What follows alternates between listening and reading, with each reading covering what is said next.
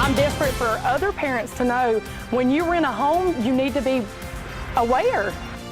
A mother of 4 has to leave after her rental home tests positive for lead. Why she's asking the community for help. And I'm looking north up into Canada with the next cold surge on the way. I'll time it out for you and show you why this one is going to bring some snow. You pick up a germ here or there and then you get the flu or whatever. And I certainly don't want that, and I don't want nobody else to have it either. The efforts to stay vigilant as the cases already exceed the number of this time last year. Now, from Western North Carolina's news leader, this is News 13 on My40 at 6:30. A Forest City mother is asking the public for help to find a new rental house after she learns the home that she's been living in is filled with lead-based paint. Ashley Crawford told News 13 that she found out when she took her twin toddlers, by the way, in for their annual checkup. They tested positive for lead. News 13's Kimberly King has the story. Ashley Crawford's twins, son Dalen and daughter Honesty, are 16 months old. She, along with her mom, her 2 other children, and her twins, have been living in the 4-bedroom house for 2 years. Health department records confirm the house is testing positive for lead poisoning hazards and lead-based paint. The window frames, the door frames, they actually have a nursery. Their nursery closet floor has lead in it. When you have a baby and you bring it home, you think about diapers and wipes and gas. You don't think about my baby's going to get poisoned from the home that I live in. But that's just what Crawford says happened. She says she learned during their annual checkups for both her son and daughter that they tested positive for lead. Her lead count when we went to the doctor the first time was a 2. I took her to the doctor on the 22nd of December, which was this past Thursday, and it rose to a 4. The CDC reports there is no safe blood lead level in children for lead exposure that can affect nearly every system in the body. Crawford says her landlord at first told her he'd fix the house because she can't find another house large enough she wanted to stay. But the owner, Monaco Lazo, has now filed an eviction to get the family out. Lazo, who says his English is poor, had us speak with his daughter Brenda by phone. We don't want her child being further exposed to that, so we want her to just go. She says the family has known for 2 months the home had issues. She's had since November the 8th to leave, is when we found out that the house had lead.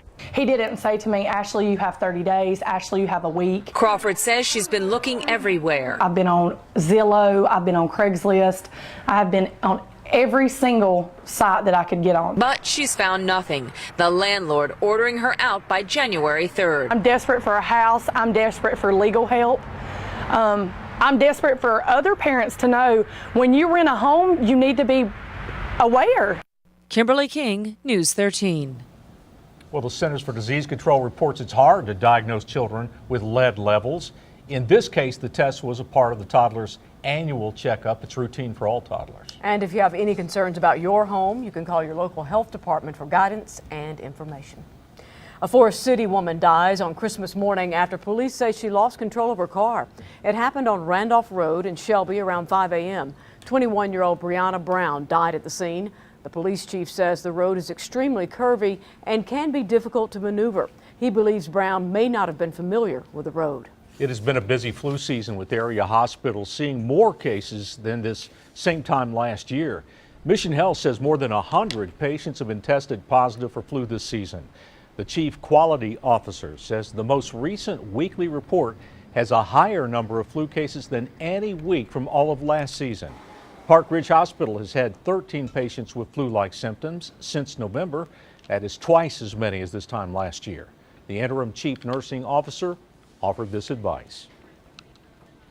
Still go to your primary care doctor and get your flu vaccine if you haven't already. Eat some good healthy vegetables, make good health choices this holiday season, and if you know someone that's sick, try to stay away from them and let them get better.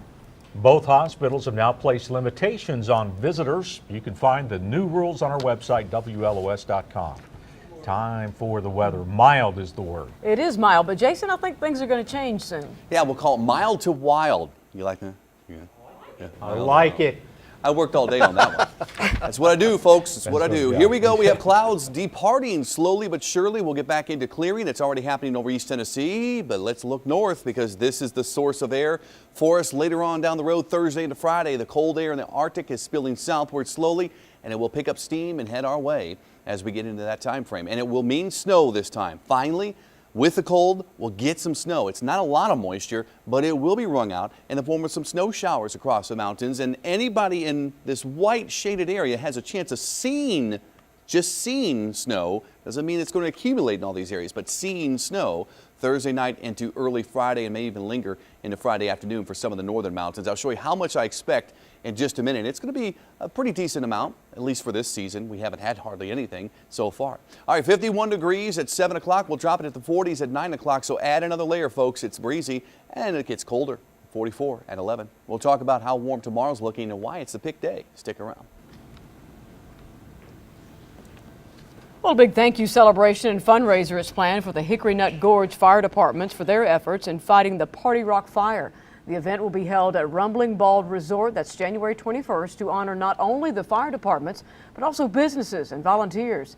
Everyone's welcome to attend the free event, but space is limited. There will be a cocktail reception, hors d'oeuvres, special recognitions, and entertainment. There's been an outpouring of kindness in reaction to a grandmother's heartfelt letter to the editor. Joe Barnes says she was angry that someone stole her grandson's bicycle from a Brevard apartment complex. Happened 2 weeks before Christmas. Scott Britton has cerebral palsy, and he relies on that bike to get to his music gigs. His grandma's letter says the thief stole far more than a bike. A man named Dave contributed $600 so that Scott could buy a new bike. And I was sitting in the car in tears, crying. I couldn't believe it. It was amazing. I really still don't know what to say. Scott says he forgives the thief, and he can only hope the bike made someone happy. He hopes to be able to visit Dave the Angel, as they call him, so that they can thank him. An investigation is underway after a smash and grab at a bicycle shop in the Asheville River Arts District. News 13's Lauren Brigman shows us how bicycles worth thousands of dollars were stolen. Here on Depot Street, the front window of the bike shop busted out and this hammer left behind. It appears the thief or thieves threw it through the window before snatching two bikes just on the other side. Must Asheville bike shop owner Jeff Stone says he got a call from Asheville police Monday morning alerting him that the window was broken out. He thinks the crime happened sometime during the early morning hours on Monday. Today, one of the stolen bikes was returned to the shop after police recovered it in downtown Asheville. This after a man tried to sell it to another shop in town. We got a call from one of the other bike shops in town, Youngblood Bikes on Merriman Avenue, and it said that a gentleman had come in and had tried to sell them one of the bikes that was stolen from me.